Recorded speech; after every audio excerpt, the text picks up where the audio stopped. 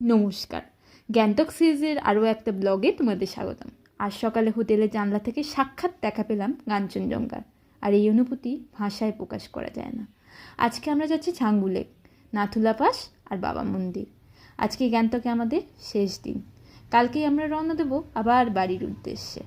একদিকে যেরকম মন খারাপ আছে, আবার অন্যদিকে রয়েছে এবার গেলে তবেই পরের বার আসতে পারবো সেই ইচ্ছা। প্রথমেই আমরা যাচ্ছি নাথুলা পাস।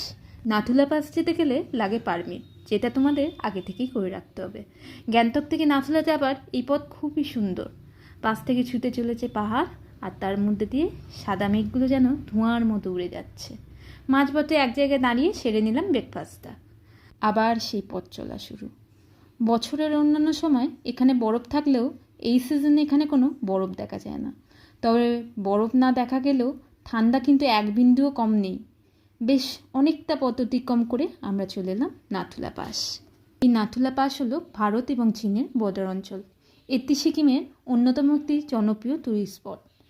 গাড়ি থেকে নেমে বাকি পথটুকু হেঁটেই উঠতে হবে এই সবুজ টিনের ছাউনি দেওয়া সিঁড়ি দিয়ে। আর এটাই হচ্ছে ভারত চীন বর্ডার এরিয়া। ব্যাকগ্রাউন্ডের ভিউ ভালো হওয়ায় নিজের কথা ভিডিও শ্যুট করে চললাম পরবর্তী ডেস্টিনেশন ছাঙ্গু লেকের দিকে। বর্তমানে সামার সিজন হওয়ায় অত জল দেখা যাচ্ছে, কিন্তু শীতকালে তাকে চেনাই যায় না, পুরোটাই বরফ হয়ে যায়। এখান থেকেই আমরা চলে এলাম আজকের লাস্ট ডেস্টিনেশন বাবা হরভজন সিংয়ের মন্দিরের দিকে। এই মন্দির তৈরির পেছনে রয়েছে অনেক ইতিহাস। আজকের জন্য এটুকুই। ভালো লাগলে লাইক করুন।